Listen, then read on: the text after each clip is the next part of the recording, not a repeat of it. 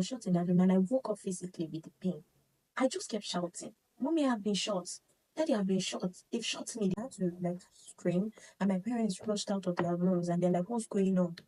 I said, "I've been shot. I've been shot." They said, "Who shot you?"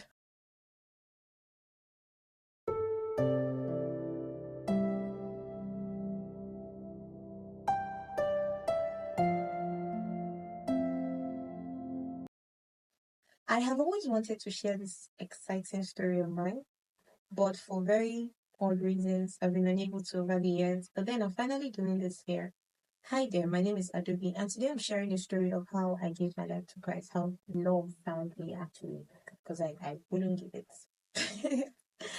Yes, so here's my story. I grew up in a Catholic home, and my mom was a very active member of the Catholic Charismatic Renewal of Nigeria. For those who know about it, about society and all. And my dad was just, my dad. He wanted to be a priest one time, so I heard.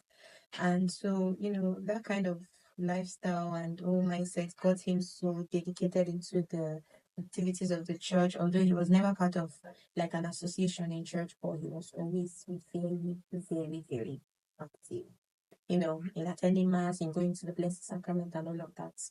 Yes. As we were growing up, I was attending, attending church, attending mass, especially because I love the fact that masses always ended very early, and I just finished once and go home. It was just so beautiful for me.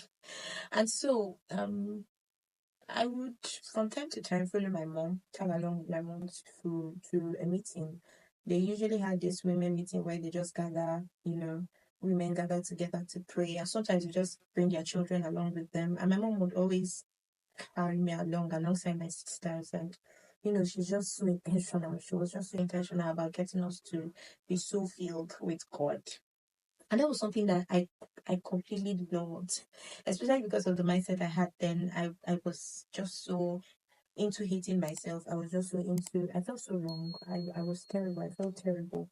I hated everything about myself. I hated, you know, there was nothing about myself I liked. And I used to think that there was nothing good that could come out of me. I think I was just existing. And well, the only thing I literally took active part in doing was going to school. That aside, I didn't feel like getting involved in anything. But then again, my mom would force me. She would always take me. She would always want me to pray. And this is something I didn't even want to do. But she kept on, forcing me. It went on like that. I think fast forward to secondary school, primary school days. I would actually primary school days, because I would remember, I could recall that there was one time that a friend of mine lost his wristwatch, Vincent, and so I remember that day Vincent had lost his wristwatch, and there was trouble in class. They were like, "Oh, who stole it? Who stole it? We're going to pay." And I know my parents, they will never give me money to pay for anything unless you stole it. So I came back home, I was bothered, and I just had this voice tell me, "You could pray about it." And I was like, "Pray about it? Like, pray about what? Pray about your wristwatch?" And because of how desperate I was, I actually saw myself praying about it. I found myself praying about it, and I was like, "Oh God, please, help me, help this find his research. Mommy will not give me the money, Daddy will not give me the money, so please help us out." And the next day, that actually found this watch. That was like a note for me. It was like something that just needed to happen for me to understand that there was actually God actually answered prayers. And so I actually said intentionally praying, not just to pass time or not just to, wait for them to finish praying and round up. I just intentionally started praying. And yes, I think fast forward to 2012, I had just gotten into high school, and a whole lot of things happened at the time. So I had to let my siblings go first. So I was always preparing them for school, and I'll take them to school. I had to stay back and take care of my mom, who was pregnant at the time. I had certain complications. So there was nobody at home. So I always had to stay back and, be with her, help her, run errands for her and all. So around that 2012, I think around August, was it August? Yes, around August of 2012, she had this complication. I remember she was a teacher, right? And so every single time it is summer, we usually have summer lessons. And so I would always tag along with her to help her, especially because of her condition. So I actually started teaching at a very, very, very young age. Eventually, that particular day we had prepared, and we were discussing normally, and we crossed the road. And while we were crossing the second half of the road, she just screamed. And so we had to just manage and get to the other, to the pedestrian part of the road. And she just, bent a little and was trying to catch up her breath. I was like, what's going on? She said she's feeling pain. I was like, okay, how do we go about it? What's going on? And then after it was done, she was fine. So she just caught up her breath at that time, and she was fine. We went ahead to school, and after that day we returned. After the day's job, we came back, and she went to what are you calling this? She went to the hospital. Yes, where they diagnosed a whole lot of things. They called a whole lot of things. And told her to be careful. She had to stay back at home. That was how I said it. Staying back at home.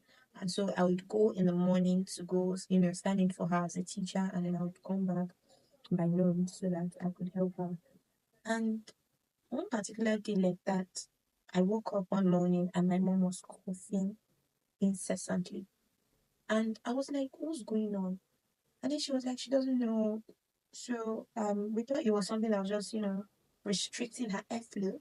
So we brought the drugs she was given at the hospital and gave her, it got worse. And at the time, I had already sent my siblings to taking my siblings to school and everything. And she was coughing incessantly. I didn't know what to do. I started giving her water, glucose, everything I can get my hands on. I was only young doctor at the time, so it didn't work. So at the time this thing got like extremely bad, and my dad wasn't around. My siblings had returned home, so I was just like, okay, you all sugar that let's make a circle around this woman. Mommy said prayer works, and I've seen it work one time, so let's just get this done. And so we made a circle around her, and I led prayers. We started praying, but that while we were still praying, my mom stopped responding. I think I remember her shouting, leave me alone. And that was it. I had to start shouting because she was not responding. She was not breathing. I had to start shouting. I was like, neighbors, come and help me. Oh. This woman, I don't understand. Eventually, neighbors came and they drove her to the hospital. And she was confirmed dead. And that was when I, for the first time, got real. Like, I was joking all the while, but for the first time I got real, I was like, oh my God, my mom cannot die. My mom cannot die. She must not die. Lord, give me my mom. And I don't know how God did it. I don't know how He chose to show me mercy, but my mom is alive right now, hale and hearty. And that particular event transformed my whole life. It transformed my life on prayer, on everything. And to be honest, as stubborn as I was, or as I am, as my friends say, I I still did not just give in like all of myself into this. I was like, okay, this seems actually real. And so I'll just keep praying and all of that. And I kept praying, I kept going to church. I even became more dedicated, in studying the word and, choosing to know this Jesus that I've been hearing about, choosing to know God for God and all of that. And, but it just kept going on until 2016. Yeah, 2016. I remember that day vividly because it's the main deal. Eventually, one would think that with all of the experiences I've had, I I would easily give my life to Christ. I didn't, because 2016 was when like I almost lost my life. I remember coming back from school and I was just so tired. Normally I wouldn't sleep at night, but that day I slept, and because I usually read at night. But that day I slept, and eventually I had a dream, and I was shot in that room, and I woke up physically with the pain. I just kept shouting, Mommy, I've been shot. Daddy, I've been shot. They've shot me. They've shot me.